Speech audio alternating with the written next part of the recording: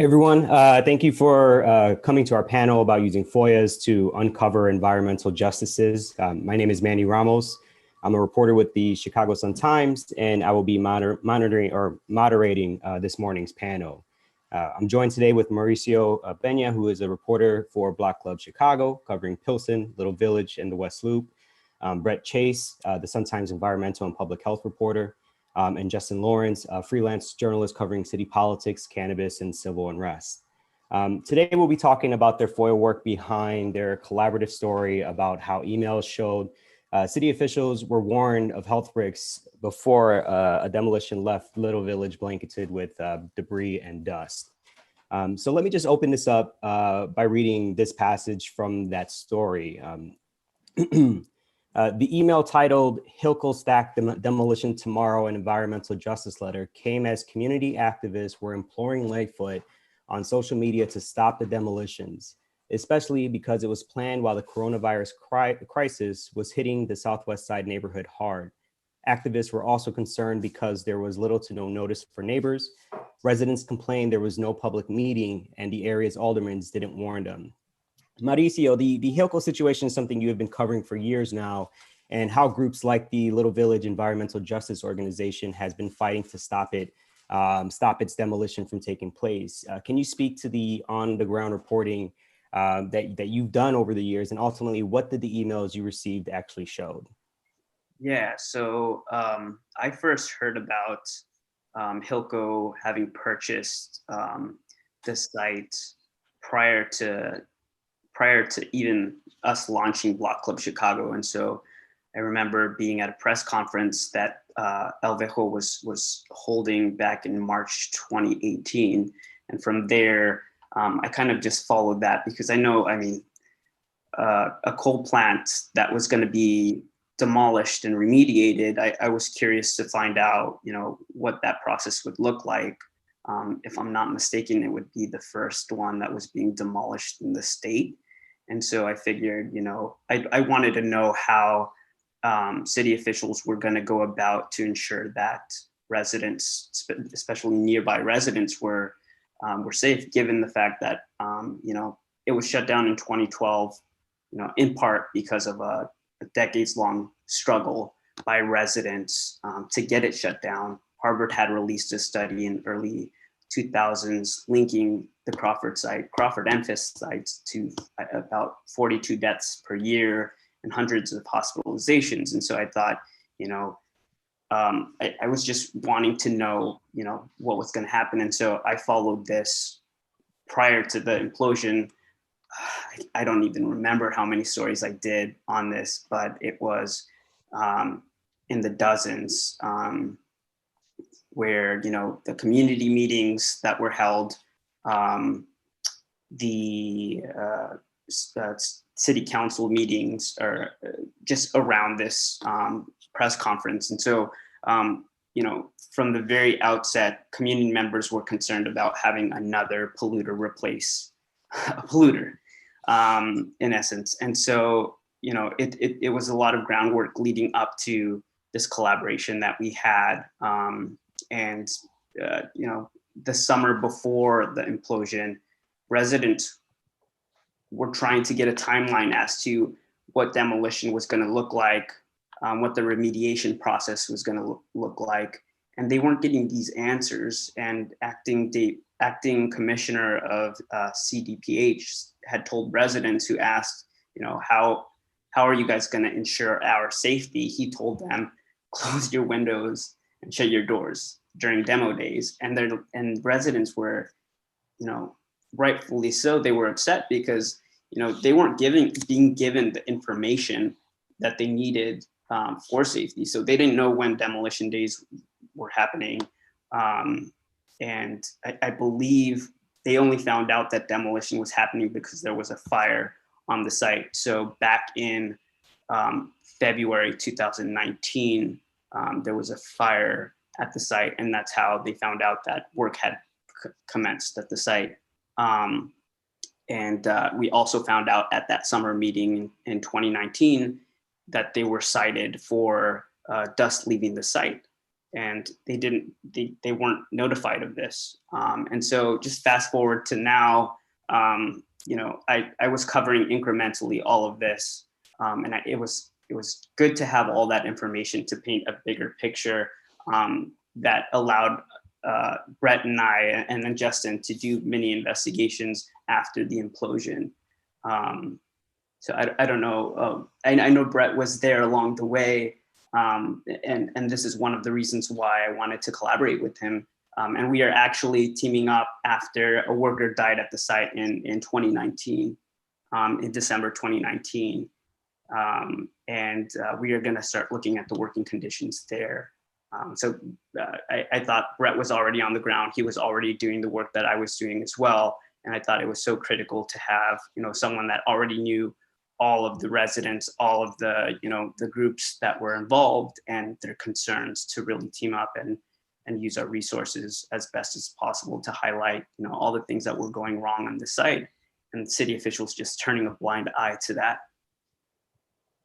So Brett, talk to us a little bit about how you got involved with the story. At the time you were with the BGA, and talk about some of what were you being told on the ground as well that helped sort of, help you formulate a lot of the FOIA work that went behind for this story. Yeah, it was interesting. I wasn't doing nearly as many stories because, BGA tended to, do longer, sort of analytical pieces. And environmental justice had become a major focus of mine. And, Mauricio and I would see each other at different meetings, different events. We were talking the same sources, hearing the same things. We talked about, collaborating on multiple projects actually. And then after this disaster, on Easter weekend, I think we both, just independently, started, looking into this. I mean, you can see from I think we're going to show the spreadsheet of our FOIAs, but I sent a FOIA out immediately looking for certain things, and one thing you'll learn with FOIA is that sometimes you're fishing, you're not sure exactly what you're looking for, but oftentimes the most effective is, and we'll elaborate more on this, is just exactly what you're looking for. So I want to stress that FOIA is just it's a tool, it's an important tool. But it's, it is just one piece of this. We knew, we knew that these statements from the mayor just seemed, just too, convenient for her. And, we really just kind of, went after, what did the mayor know? When did she know it? To sort of paraphrase the Watergate thing. So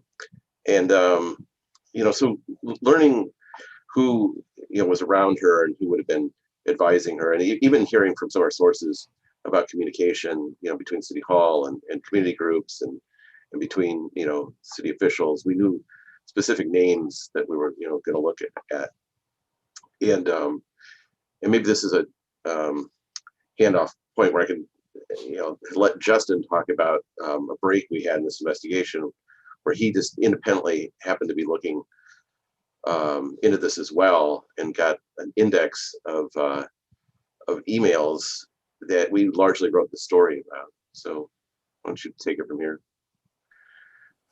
Yeah, Justin, tell us a little bit about, you when we spoke before the meeting, you mentioned how you were just watching everything unfold from your living room, essentially, right? Talk a little bit about sort of that call to action when you saw everything unfolding, and what were some of the first few steps that you took, when filing those FOIAs? Yeah, sure. Yeah, so they, Mauricio and Brad had kind of been on this story, and I had definitely not. I was kind of covering cannabis at the time, but so the implosion happened on a Saturday, and then on a Sunday, I believe it was Easter Sunday, the mayor and Alderman Rodriguez was there, and some other city officials had this press conference, and they were just pretty heavy-handed in their attempts to kind of lay all the blame on the feet of Hilco and the general contractors at the site, and the company that actually pulled off the implosion.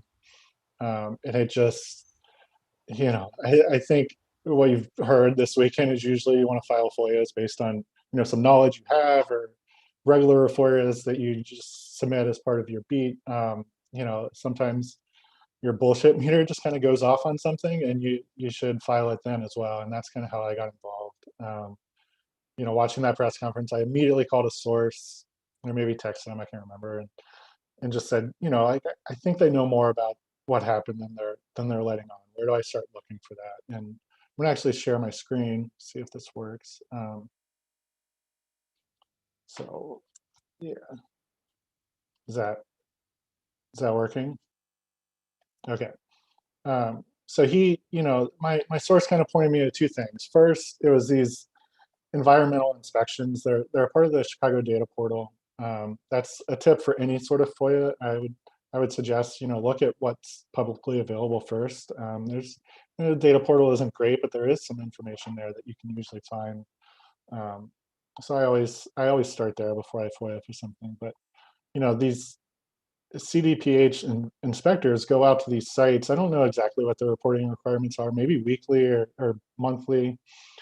And these are the inspection. This is what it looks like on the data portal. But included in these are these narratives. And that's this row here. This is not from the time period. This looks like it's from December of last year. So I was looking, back in March of 2020. But there's a number of them. And there was one that Mauricio just mentioned. There's an inspector out there on the site when they were crushing some concrete. And he wrote in his narrative, that he saw dust escaping the site. That a general contractor there also confirmed that they had seen dust escaping the site in I think the previous week. So that to me, just, if they're a month before they knew dust was escaping, then, they should have been more, listen to the community that was saying, like, please don't do this during, a pandemic, a respiratory pandemic. And so that just kind of furthered my impetus to start looking into it. So I filed a request for the application permits for, their environmental permits. My source told me, you don't want to FOIA for the permits themselves because they're pretty pro forma. You want to FOIA for the applications for the permits. You'll get a lot more information back about the scope of the project and what the company is promising, I guess. And then I also, and this is something I almost always do, is I filed this FOIA request for a spreadsheet index file of emails. Let's see, so these dates, March 3rd through March 10th, that's, a few days before and after that inspection where they saw dust previously. And then April 6th through, I forget, the 13th, I think, I can't see it on my screen, but that was a few days before and after the implosion. And I've done this in the past. Shout out to the Southside Weekly. They ran a workshop that actually taught me this. But what you're going to get back in this is you're not going to get individual emails, but you get to see, this is kind of what a response looks like. You just get this index of what's happening. You get to see who's sending emails, when, who's receiving it in the subject line. And going this route, so I submitted this on the Monday after the implosion, and I received this, 5 days later. There was no extension request. There was no denial. It's pretty easy for them to do. It's just searching a database. But it does come back, and it's a lot of work to sift through. I just looked before we started this. I got back 4 files of email spreadsheets, and just the first file had I think 4,800 lines in it. So you got to sift through a lot of it has nothing to do with what you're really asking about. Just a word is picked up in it, so it's included. But I think, sorry, I'll wrap up here, but I think having this helps. I think Mauricio and Brett had filed for, some emails that they knew about, or people involved that they FOIA'd for their emails, and they were just getting stonewalled. And this, it kind of showed us there was a lot of activity in the lead up to the event. A lot of people throughout the city were concerned about this. Activists were kind of sending in emails to the city officials, and they were responding. So it kind of gave us a good sense of what Brett and Mauricio already knew from their sources, is that the city was really involved in planning the demolition and approving it, and kind of the lead up to that. So, um, I think someone was just getting ready to cut in and ask me a question. Yeah, I just wanted to say, and you kind of already touched on it, Justin, is that we had filed some FOIAs as well. And I remember at least one that I got back, they said that it was overly burdensome. But once we linked up, with this, we saw exactly which emails we wanted. And it helped, this one in particular really helped guide the rest of our FOIAs for this project, and was extremely helpful. So let's take a step back here a little bit and talk about, we just received a question about this, and I think it's important, but who were these FOIAs filed to, right? And also, Mauricio, you just talked about sort of these overburden requests. Talk some of those roadblocks or missteps that were along the way, because this happens all the time when you're filing FOIA, where you request something that's just too much work the city or government official is going to claim. How important is it to work with those PIOs and sort of trying to come and get over those hurdles that might be standing in front of you? But Justin, if you want to first start off with who was the person that you were reaching out to in this instance? Yeah, of course. So I should have mentioned that. So that was sent to, it was sent to DOIT, the Department of Innovation and Technology. That has since been merged into Department of, Assets and Information Systems, something like that. AIS. But my FOIA went to DOIT. You would do it to Department of AIS now. So that's like the technology department.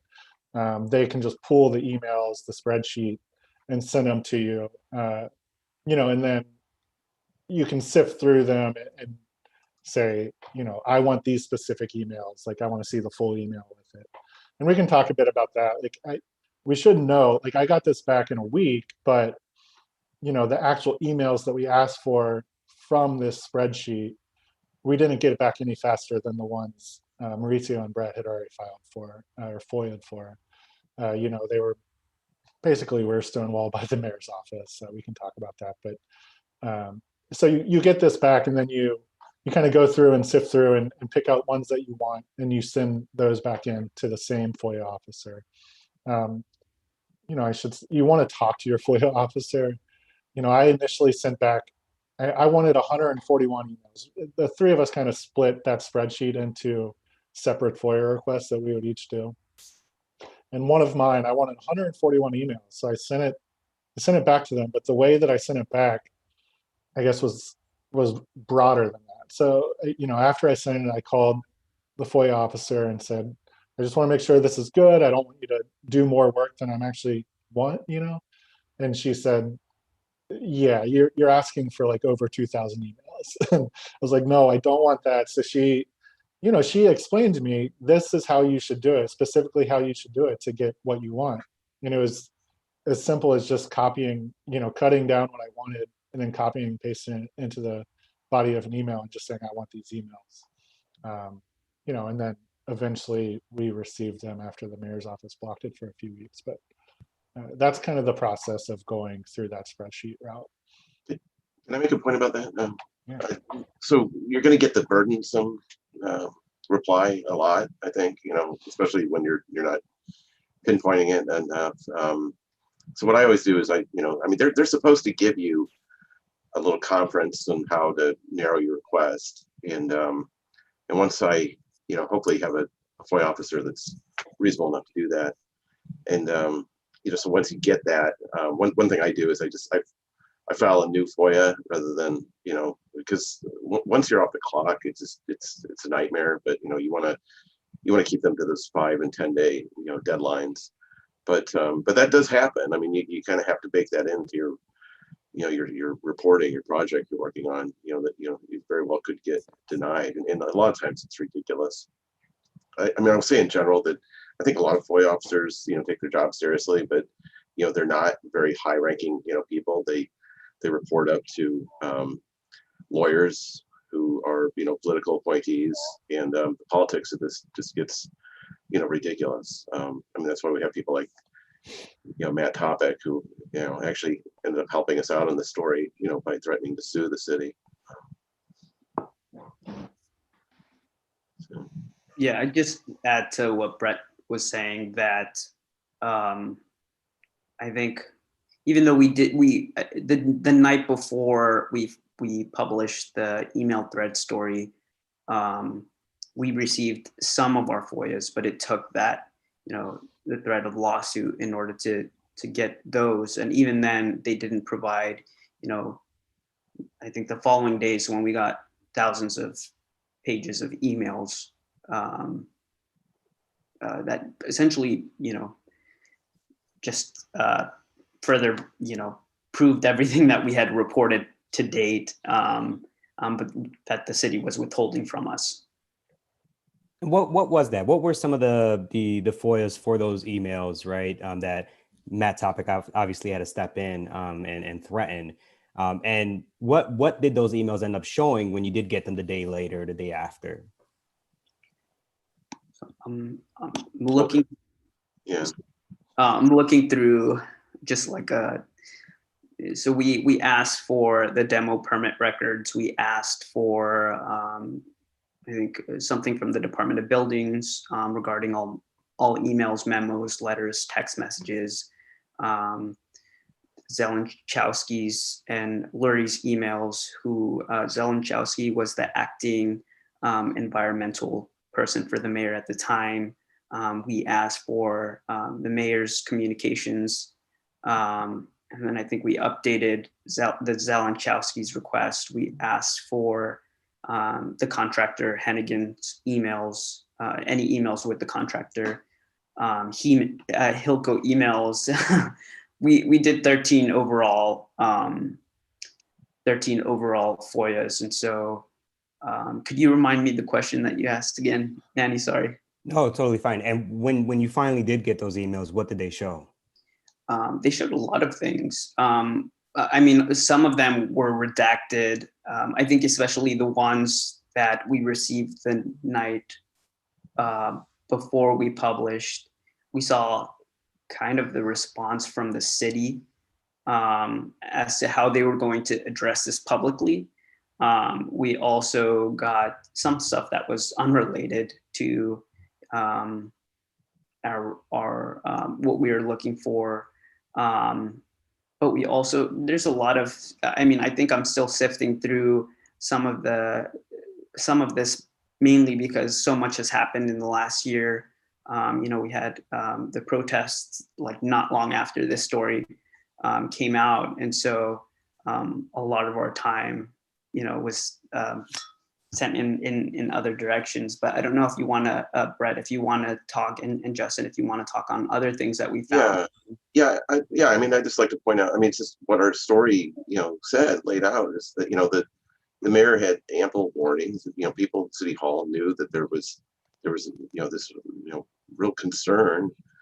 And, the community was being ignored. And I take this opportunity to answer this question in the chat, about straddling the line between, feeling empathy for the community. Well, I mean, that's what we do. We work from the standpoint of, regular people who are impacted by these, these decisions, by these powerful, people. So as a journalist, I mean, we are here to, to fight the power and to keep these people honest and to, not to let them get away with lies and, and corruption. So, we knew that there was a truth to be found.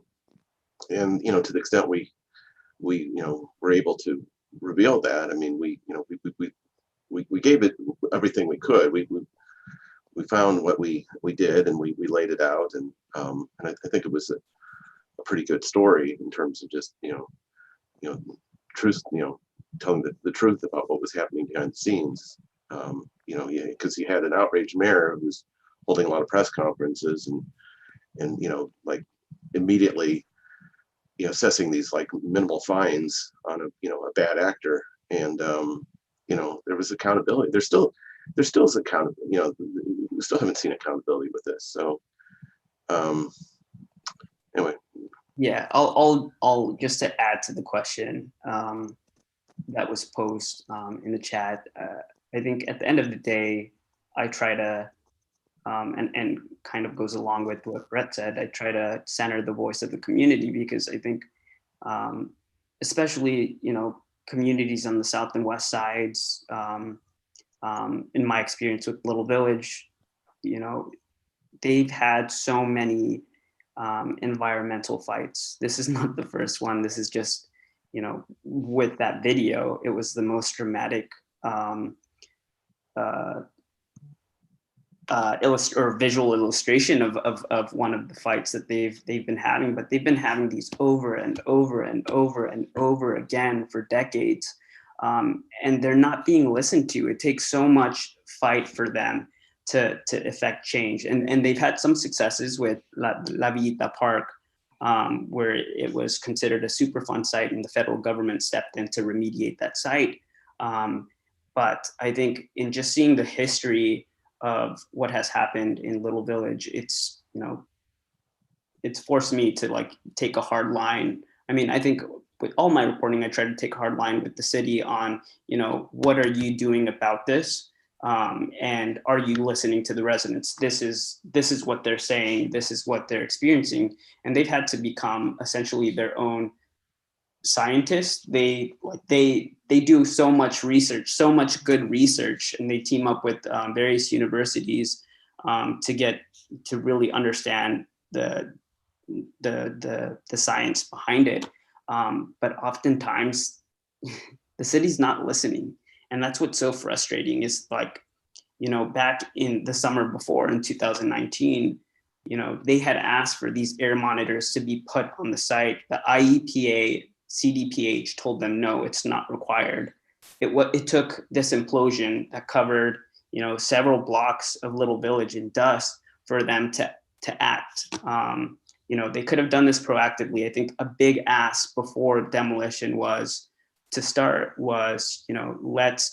the first remediation demolition of a coal plant that's going to happen. Let's do this right. Let's set a precedent.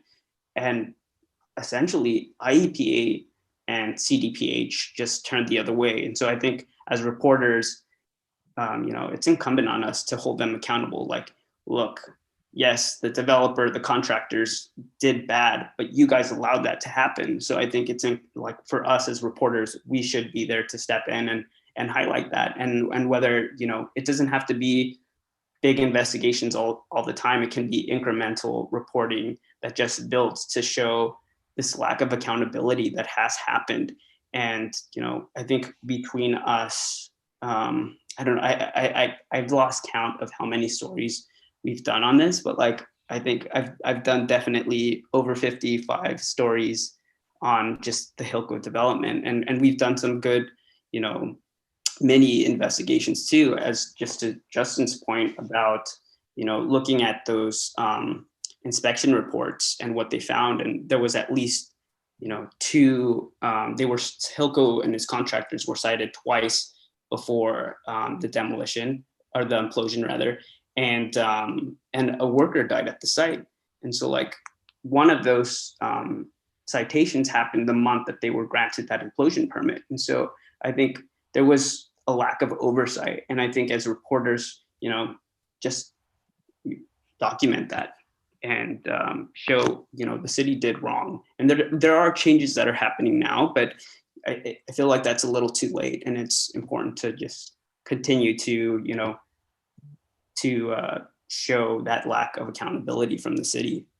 Yeah, I should say too that this is a mayor who has acknowledged, a history of environmental racism in Chicago, and it has made, social justice and racial justice a hallmark of her political campaign, and then now it's her time in office. So, it's holding these folks accountable for what they say. I mean, if she ignored it, I feel like I'm going through this all over again with General Iron, and it's just listening to the the community. There's families that are feeling this impact of this these horrible decisions. Yeah, I think to that point, like the Southeast side has gone through so much like Little Village. And again, like with this new permit that's being issued, it's deja vu for them. Like they've been through this fight, and again, the city's not listening. And so I think, you know, Brett, my colleague Maxwell, and a couple of other reporters have been highlighting that. But I think it's so important to document that, to you know, to continue to put pressure on the city to do something about it.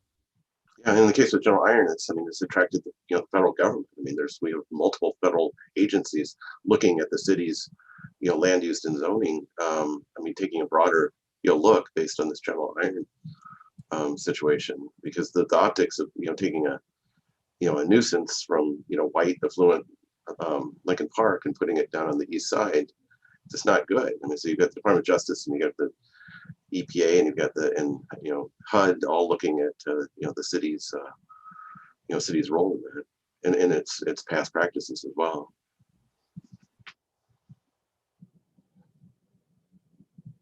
Sorry, totally. And you know, Brett and Marisa, you both mentioned this, you know, as you were talking about, you know, what these families and these residents are talking about and what they're experiencing and how they're being ignored. Can you talk a little bit about how that on the ground, that sort of relationship building that you all have done helped you formulate sort of the FOIAs that you knew were there that needed to be uncovered? How did that influence or help shape some of those requests and help you through this reporting process?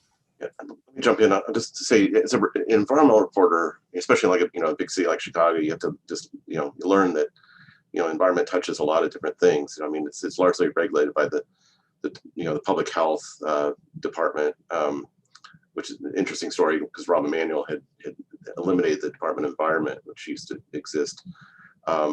You have, Department of Planning has a big role in environmental decisions. I mean, really everything. Like this Hilco project, for instance. I mean, you needed Department of Planning Development, you needed buildings, you needed Department of Transportation. The fire department was involved in that, the demolition. I mean, they're talking about, they're now talking about like the Office of Emergency Management being involved in any future implosions. So you have to know you have to really understand the functions and the way the city hall works, and also who who's the close advisors to the mayor, who's going to know. At the end, like they didn't put Lightfoot on the phone with us. They put her chief of staff, which is kind of odd. But anyway, yeah, you need to just understand who does what and who's gonna be the decision makers, who's gonna be the closest to the mayor. I mean, we even saw like in those email chains, one of her close political advisors who works outside of City Hall. Yeah, just to add to that, like one of our mutual sources had mentioned the conversations or contact that they had with someone in the mayor's office. And that was essentially, we wanted that information. We wanted to know what was being said internally. We knew that the city had been contacted, and so that's how we reached out and got some of the emails. Particular, I don't know if we want to say which person in the mayor's office, but we outlined in the story who reached out, and one of them was the advisor the day before, and then someone else in the city's office, and that information was key to really outlining this story, or at least letting us, she knew, the mayor knew, top advisors knew, and then they still let it happen. Yeah. Yeah. Someone just asked if we, if sometimes community groups do FOIAs. And I mean, they're willing to share their information. Usually they make it, pretty public, but yeah. I mean, I think knowing the community organizations on this beat it's just essential, and there's environmental justice groups all around the city, and they work very hard, and they're very well researched, and in some cases, pretty well funded, even like FOIA. Yeah, just to add to that, it's like I think for me a key pillar in how, I mean, I think everyone does this, but like getting to know all of the players and everyone that's doing the work on the ground in these communities. And so ahead of Walk Club launching, when I first met Kim Wasserman of El Vejo, the executive director, it was at a press conference. And that's when I first learned about Hilco's purchase of the site and their plans for a 1 million square foot warehouse. And it's just, going to those press conference, getting coffee one-on-one. I know that's difficult right now because of the pandemic, but laying out that groundwork so that when something does happen, they will reach out to you or let you know what's happening. But also, you also have to do the legwork and call them just to get updates every once in a while on what they're working on, whether that yields a story or not. I think, building that relationship over time and really fostering that relationship and holding yourself accountable too, to the communities that you're serving. I think there's a question here about citizen science, and so El Vejo does so much research on their own. I think one of the big fights against the Hilco proposal was the number of diesel trucks that just go through Little Village. And for anyone that's spent any time in Little Village, you'll know that there's so many diesel trucks that just pass the streets, and it's inundated by that. There's numerous warehouses there, logistics facilities that are there, and so this is just one example of it. They would count every diesel truck and would accumulate this wealth of information of just how many diesel trucks are passing a certain intersection, like the largest intersection. I think is at 31st and Pulaski, just north of the Crawford site.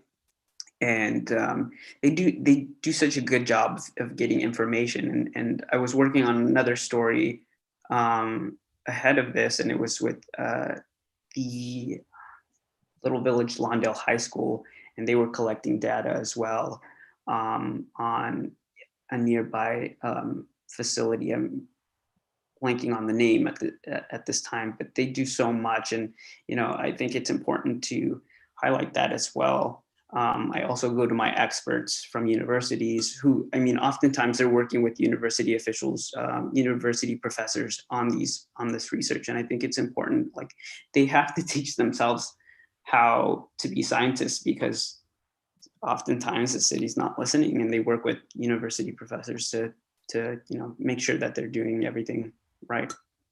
Yeah, I can take Taylor's question about EPA. So yeah, Illinois EPA is delegated a lot of duties from US EPA. So you might even want to try to start with Illinois EPA in a lot of cases. They might have records, and of course they'll be on the the clock, the 5 and 10 day deadlines. I've had issues with them coming back and saying things are overly burdensome, but they've generally been okay to work with. US EPA can be a little frustrating. It'll take very long time. You can actually search their database, though, and you can see what other people have FOIA'd and see if anybody's had luck. People do, especially the big environmental groups, have had a lot of luck, getting records from US EPA. But I think I still have some outstanding. I think I still have some outstanding FOIAs from my days at BGA. So maybe start with the state agency first. Yeah, and just to add, I feel like I've had a good relationship with the FLACs and the public information officers at the state EPA. I don't know, maybe I don't know about you, Brett, but I've gotten most of the information from them when I ask, without having to file a FOIA. Of course, some of that, maybe it's just because you've been doing this longer than I have, but I've been lucky in getting that information without having to file a FOIA to date. Yeah, I mean, sometimes. I mean, they're also very, understaffed. You know, you know. Sometimes, I mean, some would say ineffective, agency. But they do have, I mean, they're in charge of permitting. So any polluter, needs a permit to, pollute the water, pollute the air, pollute the land. You're not supposed to, you're allowed up to a certain amount, which is like one of the things we're talking about with general iron. But there are a lot of records to be obtained there, and some of the stuff that the EPA would hold. I would say that the US EPA website does have a lot of information too. I mean, you can see an entire page on different polluters around Chicago. So and there's also the ECHO. If you do EPA, if you just Google EPA ECHO, you can find it. That's a good source for discipline, violations, and just general permit information. Great. I want to circle back a little bit here to one of the questions that we touched on was regarding when community organizers provide you as a reporter with some FOIAs. Can anyone talk about the importance of receiving a third-party FOIA like that and the importance of verifying or authenticating that document? How do you go about doing that? And what should people know when they receive a FOIA from an organizer or an activist or a resident?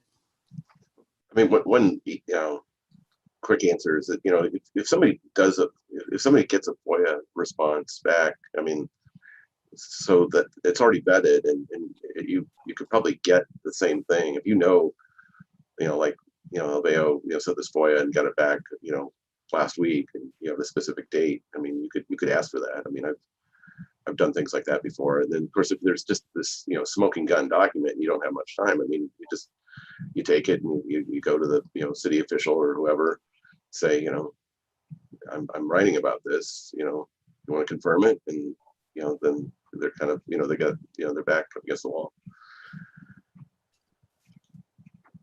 Yeah, I've never received one, or at least I'm not recalling right now having received that, but I think I've heard other reporters saying just reaching out to the city and verifying that all of that information, and you could also file it for yourself, and just to make sure that all of that information, or nothing's missing, nothing's been changed, nothing's been altered. Great. And we just got a question in also, and I think now is a good time to take as many questions as you can before we run out of here. We got like 15 minutes left, but the latest question we have is, have any of your FOIA investigative works led to solution journalism? Yeah, I mean, I think the Hilco coverage, I think, led to some solutions, probably not as much as we'd like. There's still an ongoing investigation into it, but if we don't at least shine a light on some of these things, they're going to get ignored. So I mean that's the only reason I do my job, is to get results, to make an impact. Yeah, and just to chime in, there, as Brent mentioned, it might not have been the change that folks would like to see, but there is a process of changing the implosion rules in the city. The city has approved increased fines to polluters. There is also I believe, correct me if I'm wrong, Brett, but the city approved tax incentives to be able to be clawed back for bad actors. They were fined, nominal fees, I'd say, compared to the $19.7 million tax break that was received by Hilco for this project. They received a couple of fines from the Attorney General's office as well as the city. And so there has been some impact. And depending on how the implosion rules or whether those are adopted. But I think, there's still a lot more that residents want to see. I think a big part is, they want change in the way zoning is applied to industrial sites, especially industrial sites that are near communities. And so, whether that yields anything in the future is yet to be seen, but maybe, with what's happening in the Southeast side, we'll see some change to that. Hopefully that answered part of your question. Perfect.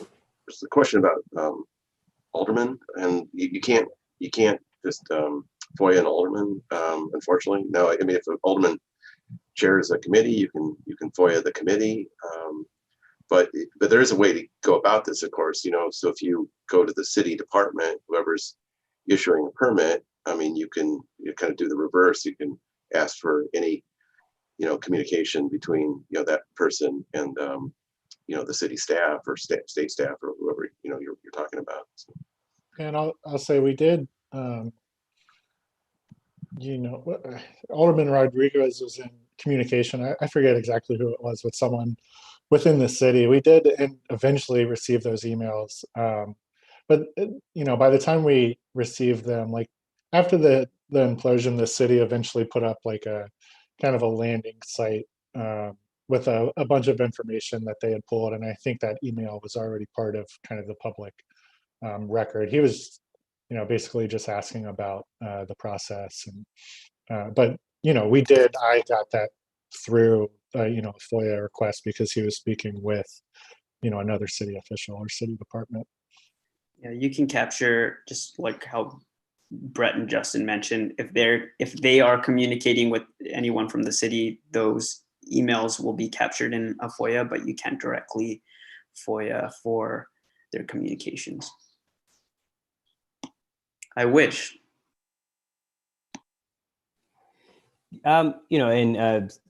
We'll wait for more questions to come in, but I think I want to circle back to something that we touched on a little bit, but the importance of having some legal strong arm over the city, right? When Matt Topic stepped in, when it's a threatened suit, that's when sort of these documents started coming your way. Why is it, do you think, that it takes for this type of legal action for the city to respond with your documents? I think it goes back to what I said earlier about just political appointees overseeing the process. So they're going to look for their interpretation of the law and how to deny our request. I'd like to think that there was complete transparency in government, but there isn't. I've never seen it. So do you think it's a way to sort of I guess stop the reporter from continuing to push, sort of like putting those hurdles in place to stop them from going forward? And it's important or incumbent on us to keep going as far as we can take it.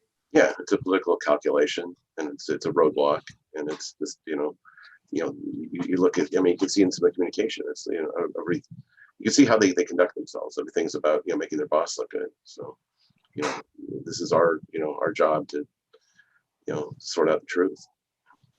And just to jump in, this is something I was going to talk about earlier and just kind of forgot about the process we had here of obtaining the emails or pushing for it anyway. Like I remember at one point, I was speaking to the FOIA officer, and I had received multiple delays since then, well past what they were legally allowed to do.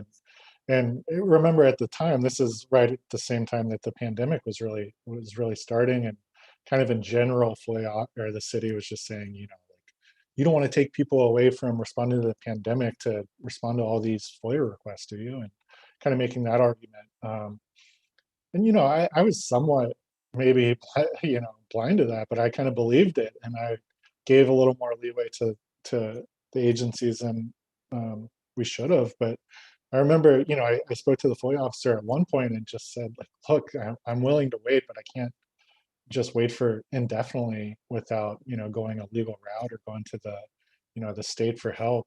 And through that conversation, we learned that, like, the FOIA officer had already redacted the emails and then sent it to the law department, and they had done their redaction, second form of redactions, and everything was done. Like the work was done, and they were just waiting for the mayor's office to approve it. And I can't remember exact like what day that was in the process, but I definitely sent an email to Brett and Mauricio right away, like, hey, like these are ready. Like I think we already thought that, but I have confirmation. Like let's really put pressure on them.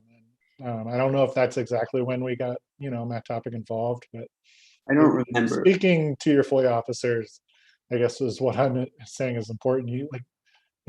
Their sources, they let you know the process of what's going on behind the scenes, and you can it helps you call bullshit on the idea that the pandemic had slowed the response. Yeah, I think like after you had that conversation the following day, I had a similar conversation, and I said, look, my hands are tied in terms of deadline. I need these now. And then with another FOIA officer, they just stopped responding. They didn't give me any response when it was due. And so I just started emailing and calling every single day. At one point, I think I sent 3 emails, like one in the morning, one in the afternoon, one in the evening. And then finally, like after 3 days of doing that and calls, they finally responded to, I don't remember the timeline as to when Matt jumped in, but like there was a lot of work behind the scenes as well from us to I'm not trying to be a nuisance, but also like you guys are breaking the law by not giving us this information. Yeah, we went out, can you hear me okay? We went out with the story before we got that final batch of emails, but I mean, it confirmed what we thought. We had an editor that wanted to base it on to do the timeline based on the subject lines. We had just enough, I think, from the subject lines to do the story. So. Perfect. And we got a question here, probably be the last one. And Brett, this probably might be best for you, but what do you make of the rising water levels of Lake Michigan? Is it being treated as serious environmental concern by the city? I mean, that remains to be seen. I mean, it is being addressed, but they continue to rise, and there's been stories about the degradation of the shoreline. So and you see it all, not just on the Chicago side, but all around Lake Michigan. So it is a very serious issue. I don't, we're not going to know for a while how seriously they're treating it. I mean, I would say it should be a top priority. But I mean, from the city's standpoint, I mean, you got a mayor that's putting out a lot of fires. So I haven't heard talk about climate for a while. Perfect. Any final words or any words of encouragement you'll have for prospective people out there that's listening to this and is getting ready to file their series of FOIAs? What would you tell them? I mean, do enough homework. If you can, do enough homework, before to know what you're asking for, and be aware, of the chance it could be, overly burdensome or declared overly burdensome. The more narrow and specific you can be. There's a lot of language I use, lots of things like, I'm sure this has been worked on in other sessions, but just including but not limited to, things like that, to make sure that you're getting what what you're actually looking for too. I've got another question here. With a sort of information overload, with all the good research being done, how do you move the story forward without losing sight? So how do you get through the weeds and through the bog, like all of that information? How do you keep that story going on? I believe that's what's being said.